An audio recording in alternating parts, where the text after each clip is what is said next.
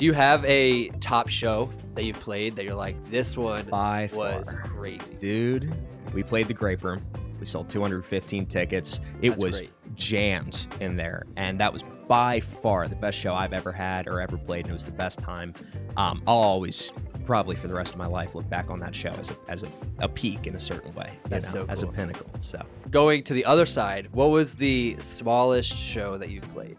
we were in somewhere in New Hampshire, which if you've never been, you don't need to go. But dude, we played this show for 3 people. What is up, everybody? Welcome back to another Studio One interview. I'm here with Joe LaPree. How we you doing? I'm good, If man. we had I'm more good. people in here, I'd say clap, I'm but good. just you and I right now. Yeah. We're in a different space today Mhm. than normally. It's a busy day at the studio, but I'm so excited for you to be here. Dude, I'm pumped for this. I really am. I Dude. really am. When you hit me up about this and I saw some of the interviews you did prior, I was like, this guy knows what he's doing, and just to be a part of it, it's a privilege. So I appreciate it. That means so greatly. much, man. I really appreciate that. Of course. How was your drive here? Did it go well? Dude, Today is honestly, actually a easy. nice day. It really is. It really is. 202. You can really fly on Yeah. to get here from Philly. But me and the rest of the band commuted in from West Philadelphia, where Okay. we're living right now. So That's great. mhm. That's yeah, great. Yeah. So it was pretty standard, like 30 minutes. Yeah, Mm-hmm. that's great. Mhm. All right, let's get into it. Hell Let's get into it. You Hell are yeah. a musician. You're an artist. Absolutely. Have you always been interested in music? 100%. When did that start? Well, so it's funny because at like a Christmas or 2 Christmases ago, your mom does the thing where she busts out the VHS tapes, and she found a video of me at like 6 or 7 singing "Hark the Herald Angels Sing," and I was like, oh. I think I've been doing this my whole life, even if I didn't really know it. You know what I mean? I always really liked to sing. That was kind of the main thing, and I would just catch myself singing a lot. Yeah. But it wasn't always like my sole interest. So I grew up in a sports family. My dad played college baseball, and baseball is like our thing in Yeah. the LaPree family. You know Yeah. what I mean? If you go down into our basement, we got signed baseballs from like Hank Aaron and Richie Ashburn and Steve Carlton, like all these legends. It's Yeah. really classic. Yeah. That's Mhm. so. You've grown up doing music. Is your family, because you're more sports? Was your Yep. family musical, or they more the athletics, and you kind of just like? Honestly, do not music. as much. Not as much. So, my dad did some choir and theater in high school, but that was just kind of like as an extracurricular for him to do. So he had that background. And even, I'll be honest, even just that bit of background kind of empowered me to be able to kind of follow through and do the same thing. Because I like sports. I mean, I love watching them and I like playing them Yeah. a little bit, but I was never very good. So that being said, at the end of the day, I also remember having a lot of times where, if I was driving around in my dad's car, he would have, CDs that he would be playing. So like 10,000 Maniacs, Alice in Chains, Tracy Chapman, and just really listening to those CDs. I just remember so many of those songs very vividly, and that really instilled it in me. And then I remember when I was like 10, I asked my mom, because I was getting into music, and I had the iPod Nano. Oh, this is dating it, bro. But literally, it was like this big. You know what I mean? And the Nano. I go on the iTunes store. This is before streaming, and I asked my mom. I'm like, hey, who's the band that I should be listening to? Like, who's the greatest band of all time? My mom's a little older, and her opinion, it was the Beatles. And Okay, I'm that's like, a solid band, right? though. Oh well, dude, absolutely, Yeah. absolutely. So I tried to go on the iTunes store, and believe it or not, because of like the Jackson family owning the Beatles discography and everything, I couldn't actually listen to the Beatles except for Paul McCartney's live albums with Wings on the Nano. So I went to Best Buy, went to the like clearance CD section, and picked up Rubber Soul and the album before that, Rubber Soul and one other one. But Rubber Soul was the main one that I remember. So I'm like 10 years old. I got Rubber Soul from Best Buy. I was so hype. I turned it on, and I remember hearing Norwegian Wood for the first time on my little like SpongeBob SquarePants CD player. Dude, I swear to God, that was the start. Changed my life from there, 100%. How old were you then? 10. You were 10. Yeah. Okay. And how old are you now? I'm 24. 24. So you've been doing that 14 years. Well, yeah, I mean, for Audible. singing, absolutely, Yes. absolutely. And I didn't have a lot of formal training in singing until about 14 or 15, and I told my parents, like, hey, I joined the choir and theater in 8th grade, and then in throughout high school, and I was like, hey, I should probably take some singing lessons. Yeah. So, where should I go? And they said, well, you're going to take opera lessons, and I was like, well, I mean, all right, that's maybe not what I was looking for. You know what I mean? So But they told me, they were like, hey, you know, opera is probably like the discipline that you might want to learn if you want to sing really well. Yeah. You know? I mean, Lady Gaga, I think Jason Derulo. Mm-hmm. Was it Jason? Those two, I think they were opera trained. Absolutely. And a lot of pop artists and a lot of big stars that, you know, have that operatic training. So I went to a place called Community Music School in Trapp, and I was under the direction of Mr. Michael Ashby there. And that dude 100% was just prolific, really brilliant. You know, 14, 15 years old, had super high standards, was not kidding around. And I took to it, you know, really, really quite quickly. And that was something that really gave me that extra, like that edge and that competitive advantage in my high school choir and theater program. Yeah. And I found a lot of great success in doing that. And opera is cool because it teaches you a way to use your voice in a way that's really sustainable. Yeah. In singing, if anybody's a singer out there, you're going to hear about belting. Oh, I blew my voice out. You know, I need the lavender tea with honey, all that kind of stuff.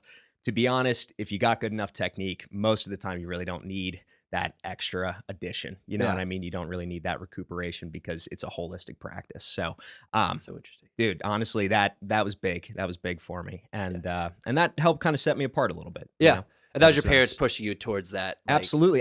They just had that foresight. Like I said, they weren't musical in that sense. They never had any training or lessons or anything like that. We didn't have any instruments around the house. But they just, I don't know how or why, but they had that foresight to get me into opera lessons, which was really cool. That's awesome. That's so cool. Mm-hmm. So you do a lot of music. What's something like off day, you're just chilling, you're like, hey, let's do something other than music. What's like your go-to hobby? I mean, I'll be honest, this might sound a little degenerate, but I really love playing poker. Okay. I'm a big poker player. Not like, I'm not spending a lot of money on these cash games, let's be clear, but one of the ways that I know Joe Merrill, who's the other Joe in the band Joe that we have currently, is freshman year of college. Everybody in our dorm got together in like the basement and we all played poker. And I just knew how to play, and I guess a lot of other people did too. And that has been something that every Sunday for, I guess, the last 5 years now, there's been a core group of folk that all get together at my place, and we've been playing poker. So you're pretty good. Yeah, I'm pretty okay. I always think I'm good, and then I'll play against like Joe Merrill or some of my other friends, and I'm like, damn, you know. But ups and downs, just like with anything, you know. Oh, for sure. Absolutely. And basketball too. Okay, cool. Mm-hmm. What position do you play usually? Center. Okay. Yeah, I was 55. They called me Mutombo back in the day. I couldn't shoot for, but oh, dude, I had these long arms, you know, for my age, so I could block them. That's great. Not today. You know what I mean?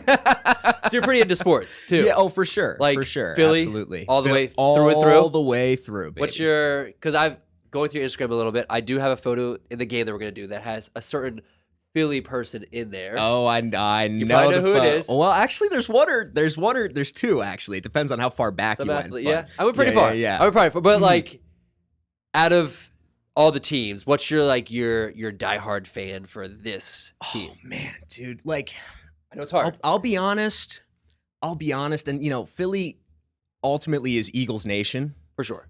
Absolutely. But we didn't go to a lot of Eagles regular season games growing up as a kid, but what we did go to was a ton of Flyers games because we had the weekend package, dude. Hitting the Farg, watching live hockey was huge growing up for me. I mean, ginormous. And this is when Laviolette was still the coach, and I still have my Chris Pronger jersey. I mean, that was like my guy. Yeah. And Claude Giroux wasn't even the captain; he was the assistant captain at that point. So I've been into Flyers Nation probably like my whole life. And then same thing, you know, kind of on par with that are the Phillies too. So those are like the big two. I love my Eagles. I love my Sixers. Don't get me wrong. But those are the two. But yeah, those are the two. I like how you got sure. like Flyers, which is like decking and all that. Actually, Oh, they're still doing hitting. Yep. I know they that still some, fight. I know some fights too. I know Yep. that some leagues, some lower leagues have stopped that. Yeah. So dumb. Yeah. So dumb. It's not my favorite. Yeah, but it's kind of funny. Flyers and then Phillies, which is like the Absolutely. relaxing game. You have the high intensity.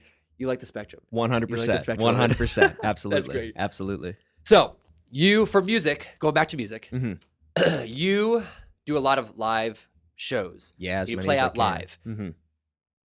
Did you get into that early on, or is that just something like instead of like you writing more and just focusing on like releasing stuff, do you want to play more? Like what's your thought process behind that? Well, so with playing live, it kind of just seemed like the natural first step. So having a choir and theater background, you're doing it live, right? Yeah. Like you're practicing live and then performing live.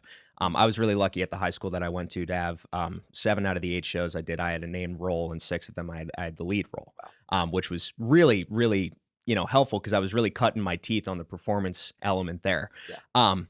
And then, after that point, I joined a band, and I think maybe we'll get into that a little bit. But we did some studio stuff. But the one thing I remember just having so much fun doing was playing live, and I was playing the bass at the time. And I just remember it emboldens you, And at the same time, when you're playing the bass, and I wasn't very good, right? So I had more showmanship than the skill, which honestly I thought, kind of added a nice counterbalance. But I'm self-taught with all my instruments except vocals. So as it goes, the studio stuff I found very intimidating, probably for the most part, and I just didn't really know how to kind of get into that right away. But I knew that, if I wanted to, I could hit a venue or I could hit a bar and grab my acoustic guitar and sing and try and put together a gig and a set, because I figured that's what I was doing anyway. So might as well try and get out there, get a little money for it, and try and give people a good time. So it just kind of seemed like a natural progression. That's great. Mm-hmm. Do you have a top show that you've played that you're like, this one was crazy? Dude, our last show that me and the band had, the banjo, we played the Grape Room before it, literally maybe 2 or 3 weeks before it closed. I mean, and that has broken my heart into a million pieces. But to be able to know that myself and the band Tucked In, we sold that out. We sold 215 tickets. That's was great. Jammed in there. And that was by far the best show I've ever had or ever played. And it was the best time. I'll always, probably for the rest of my life, look back on that show as a peak in a certain way, so cool. as a pinnacle. So yeah. Yeah. Going to the other side, what was the smallest show that you've played? Probably like Duffer's Tavern in Glen Mills. Actually, no, hold on. So in the band in high school, we went on a little like Northeast tour. Okay. So we went up to like Boston and back pretty much. And we were in somewhere in New Hampshire, which if you've never been, you don't need to go. But dude, we played this show for 3 people. I mean, 3 people. Now the thing is, when you're playing live, especially for me, because everything was just up from that point, it's like 3 as long as we're playing live at a different place than like our local venue, that was just cool enough for me. For sure. But literally it was for 3 people. It was nothing at all. That's so funny. So yeah, to see that progression was cool. And that tour had like a little bit of like success. Some of the shows we did better on than not. Nice, yeah. But I distinctly remember being in whatever part of New Hampshire, kind of run down, 3 people there, bar. It was fun though. That's still fun. That's so cool. Always is. So you play a lot of live, but you have come out with an album. Yes. And that was in 2022. Yes. Which is The Passerby. Absolutely. Correct? Yeah. What was that experience like, playing live, doing all that stuff, and then be like, hey, I want to share these songs? When you play live, do you play covers or originals? So if it's a bar gig, it's almost exclusively covers. And one thing that I would do at the bar gig is whip out a couple original songs and see how people reacted to them, And that was lucrative in a way, but it also kind of, when you're playing these like great classic covers and then your own music next to it, you do get a immediate comparison, kind of the feel and how people respond to it. So, at the end of the day, I had actually made 3 EPs prior to under the name, or I'm sorry, 2 EPs prior to under the name Vinyl Side B. That's kind of just how I started out. It was like an initial, hey, I want to write some songs and make music. I had a laptop and a M Audio plug, like USB microphone. That was it. And then a bass amp, my keyboard, and my Fender Champ 40. And I recorded it, no lie, the whole thing in Audacity, which, by the way, is not a DAW. Try recording an EP in Audacity. Oh, that I didn't even know. I just, I didn't really have any background to it, and I didn't do a lot of research. So I was just like, let me just kind of send it and do it. Yeah. So, but that being said, I mean, I knew that I loved making the EP. It always gave me like this sense of excitement. And I loved working on it and recording it and really kind of seeing how the song can go from like just a singer-songwriter to how can I add full level production to it, And so I was playing at what was once called the Big Easy in Royersford. It's got a new name now, but it's a dive. I mean, it's a straight dive bar, and I was just lucky enough to be able to like kind of get my first initial live outings there. Yeah. And I was talking to the owner, and she said, well, have you ever checked out Dome Sound Studios? And I was like, well, no, where is that? She goes, it's right behind here. Like, literally, you can throw a baseball to it. And I go, really? So, I look it up, and I saw that the producer and engineer there, Richard Gavalis, he was the main producer and engineer for the early success of the band Bloodhound Gang. And he, is RIAA gold and platinum certified records. So I thought, I got to get in there. So I went in with some demos of some of the songs that were eventually on the Passerby. And he pretty much was like, yeah, your demos suck. This is terrible. Very honest dude. He's not, he doesn't sugarcoat. And I was like, oh, well, that's kind of why I'm here. You know what I mean? So, but then we started working together, and, at the end of the day, that was the most enlightening experience. Rich really was kind enough to give me a masterclass on production and on melody and audio engineering up to a certain point. I mean, he really was able to give me that like catch up kind of speed, Yeah. And I cannot thank him enough for that, man, because that whole process, I think I kind of started in 2020. So it was about a year and a half process, maybe 2 years from start to finish. And that was just every week, multiple times a week, just going in there. That's cool. And just getting it done with him, and you really establish a rapport doing that. And you learn so much doing it too. Yeah. So that was an invaluable experience. That's so cool. Mm-hmm. That's great. Those people that come alongside are like, hey, I'll just teach you. Let's do it together. To have that mentor, man, it's so helpful. It's so 100%. helpful. So Yeah. What's your inspiration when you write? honestly, a lot of the time it starts like with the Passerby. I know that it just I played a lot of acoustic guitar at that point. That was like my main kind of means of expression was acoustic. And if I came up with a chord progression that I liked, then at the end of the day, I figured I could write something over top of it. But I'll be honest, kind of just like with any songwriter, it's not as much the intention going in as you have the chord progression and then something kind of gets fed to you. Yeah. I was reading the first couple pages of Rick Rubin's book recently. I believe it's called The Creative Act. And he kind of talks about, that you're given your creative resource. It's not necessarily something that you make, from scratch. It's kind of just handed to you. Yeah. You're in the right place at the right time and you're receiving it in a way. Yeah. And I think that's kind of always been the case for me, and it's funny because, you can write these songs and you can create an EP and you kind of maybe have an idea of what they're about, and then you can listen to it 3 months later and actually get the insight as to what it's about. And I've had that experience a couple times. And when you realize you're like, oh, like this is really what I'm writing about. You don't know it at the time, but you get that reflective view, and it's very insightful. Yeah. So, What was it like putting that out then? Like that that album, just be like, all right, here's a collection of songs. Honestly, I was super excited. It was taking a while, and I really, had a date and then pushed it back and pushed it back. So after a while, I was like, I've been working on this for so long. I've gotten better. I have new songs. I have a better idea. I just want to put it out. Yeah. It felt like a real accomplishment. I'll be honest, it doesn't have the highest streaming numbers in the world. That can change after this, by the way, if you're feeling motivated out there. Go shoot it, please. But I enjoyed it. I was listening to it, and I was like, this is... I definitely had like Beatles-esque vibe. I don't know if that's what you're going for. Maybe even like, I'm trying to think of who else. But like that kind of era. It was like a really cool vibe. Absolutely. Continue what you were saying, but that's what I got from it. No, so, I putting that out and just kind of listening to it as an album, one thing you'll notice is the songs are very eclectic. Yeah. They're really, it's not like super cohesive as a style. And that makes a lot of sense for where I was at as a songwriter. It just wasn't, I didn't have that kind of like signature sound or kind of way or brand of thinking about like what I'm putting out. Yeah. So I was trying everything. Like Devil By is a punk song, and then Memphis is like this kind of like Delta blues thing, and When Time is this love ballad, and there's some just like acoustic bangers in there. So, and that was one of the things that I really liked about it was, put it out there, really kind of give it a shot, see what people really like, and see what I like to listen back to. You know what I mean? So, So those were some of the things that, getting that album out gave me that sense of accomplishment because I know that it was properly done. I wasn't using Audacity in my basement anymore. You know what I mean? I was working with real gear with a real engineer, and that gave me a sense of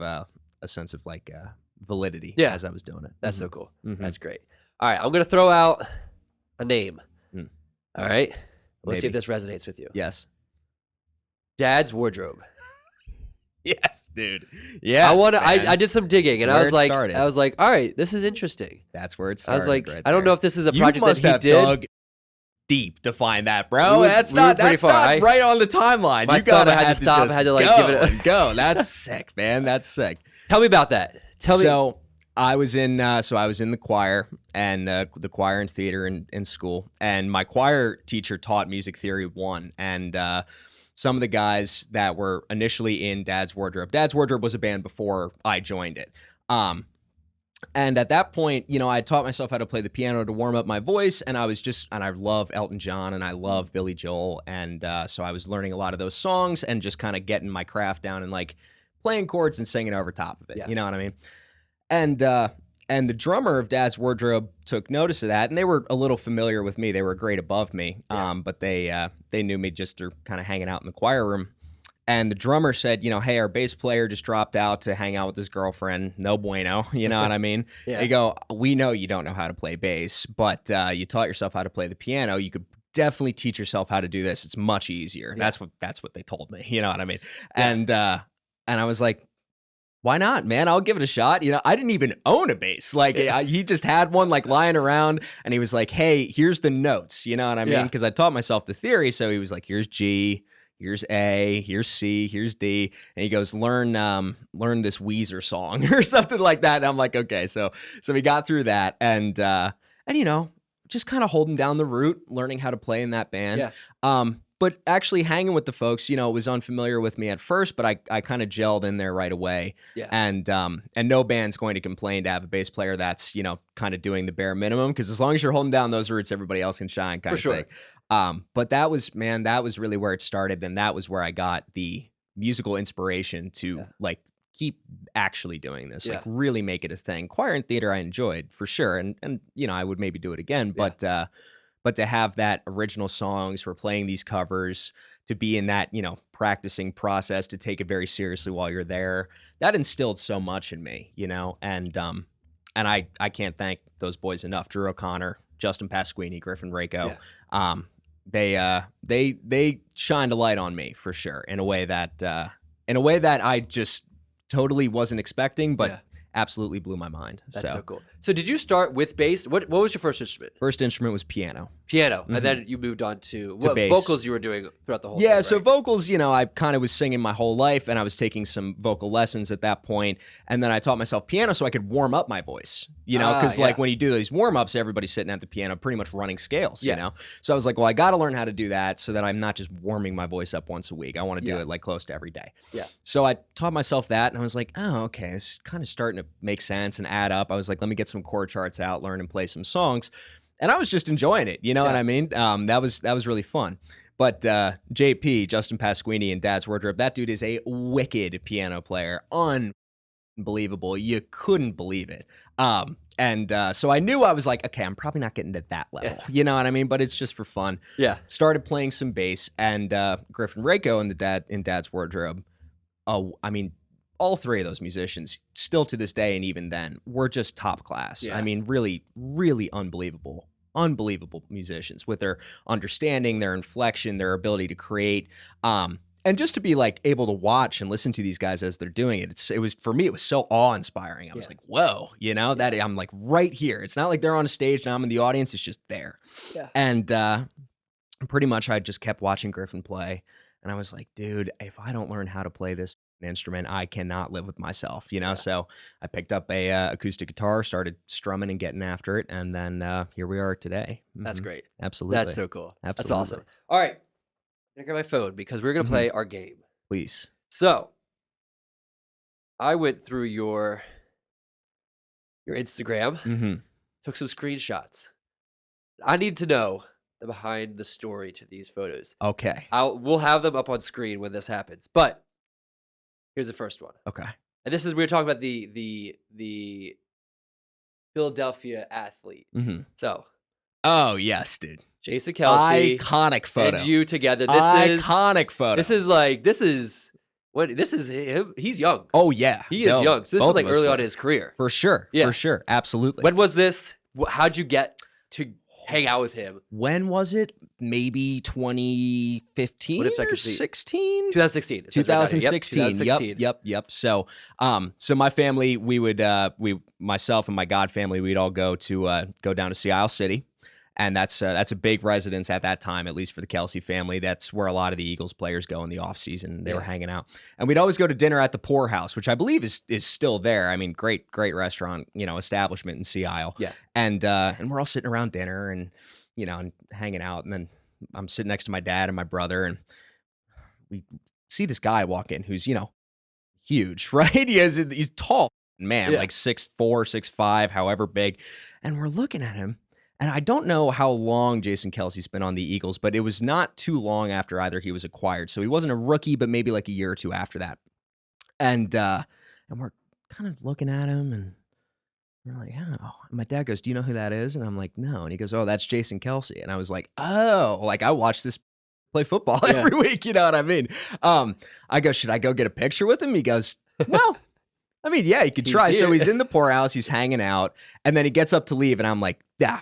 I gotta go run after and get this photo." So I, run up to him. I go, "Mr. Kelce, Jason, I love what you do. I love your plan. I'm a huge Eagles fan. Can I get this photo?" And he was gracious enough to take that selfie with me. That's so great. Dude, I mean, especially now and this year to see his retirement speech, dude, you have no idea. I'm sure this is true for Philadelphians across the area, but me and the whole fam, just the waterworks for days. Just, watching that speech, oh my God, it was, and then to see that photo in context is awesome. That's so cool. Absolutely. All right, photo two. Captain Joe. Yo. What is this? That's a great question. What am I looking at right now? What am I looking at? So my mom's side of the family, we have a house in Old Forge, New York. Okay. It was where my grandparents lived when they retired, and they have a little dock right on the Fulton chain of lakes, and we would rent a boat. And the first time I drove the boat with the family on it, I was like, "Oh, this is for me." At some point, I'm owning a boat, guaranteed, and I'm driving that, boating it or whatever, whenever I can. So, having a good time with the fam, hot as hell, tarps off, throw that around the head so I don't get too burned, and that was the nickname. I'm Captain Joe. That's awesome. I love that. Having way too good of a time. Way too good of a time on that boat. All right. The last one I have is, I think this is Dad's wardrobe. That went deep. Definitely. I don't know if this is you or someone else, but here's a photo. Oh, that's me. Yep. That's you? Yep, that's me for sure. You are air bass. Absolutely, guitar me playing some air bass. Yeah. In the studio, it looks like. Yeah. So that's that is at what was Chaplin's in Spring City, and then is now called the Gem, and that's where we recorded our album. So it's called For My Brother Jake, the album's called Sell Me Your House, and by Dad's Wardrobe. Great album, by the way. Really, really solid. Yeah. But we were trying to come up with some content and media to promo it, because we knew we needed to do that, but we were 17 and 18, so we didn't really know what was going on. Yeah. We were just having, we were just kind of fucking around for the most part. So that's me in a Montreal Expos hat with sunglasses that had American tape over one of the lenses because the lens was broken, like American flag tape. And I was like, yeah, this will work. It's just me playing air bass kind of thing. So it's goofy. It was ridiculous. The early marketing. Shenanigans. Yeah, early marketing for singles. Absolutely. Albums. I love it. Absolutely. That's so great. Yeah, it was good. Dude, we are wrapping up our time. It's been great having you here. It's been a pleasure, man. It really has. It's been so much fun. Absolutely. Before we're done, any new music coming out? Yes. Any big stuff happening? And then after that, where can people find you so they can continue watching you grow? 100%. So new music coming out. We got our first single for the band, Joe, is called Wise Eyes. I'm not going to lie to you. I've made plenty of songs before. I don't know how many, and they're all pretty good. But Wise Eyes is a banger. A guaranteed one. It sounds great. It's the audio production on it is the best that it's ever been. The engineering and the production and the mastering is high quality. That should be out June 1st. Okay. And that's what we're planning for. Oh, yeah. No, I will try and hold myself to it, to be honest with you. I mean, it's done. We just need that plan to release it. And I run a house show in West Philadelphia called The Roof. So you can, we're the house band for that. So you can catch us play on The Roof. That's so cool. With a lot of amazing other bands. Our next show is 420. So you can. Yeah, that'd be great. Yep. Oh, dude, it's going to be a really good time. So we got Wise Eyes coming out soon. A lot of other songs, EPs, albums that we have written. They're just getting worked on in the studio right now. And so that'll be out. You can find us pretty much right now at the.bandjoe. Band Joe, like the name Joe. Yeah. And then the Banjo is what your Yep. Is, that's what we're doing. Absolutely. That's our name. So and you'll hear some recordings of us playing as well. Yes. But yeah, so you can find us there. We're working on a website right now, and hopefully we can get this up on YouTube and put it on a YouTube page too. So, but if you look us up, The Band Joe, you should be able to find it. Or if that's too confusing, look me up, Joe LaPree. I got a website where you can catch all of our shows, my Instagram, and a lot of other stuff too. They're pretty streamlined together, so you can find us there. Perfect. And we'll have all that down in the description. That would be great. So That'd be great. Just go there and link to that. Dude, it's been awesome having you here. Absolute pleasure, being here. Dude. Yeah, make sure you guys check out, after this, Joe and his band are going to be playing some songs for us, so make sure you check those out. Again, I appreciate you being here, man. Absolutely, so man. Much fun. This is awesome. Yep. This is awesome. Dude. Thank you so much. All right. We'll catch you guys later. Peace out. Peace. When I'm gone all the time, you make me feel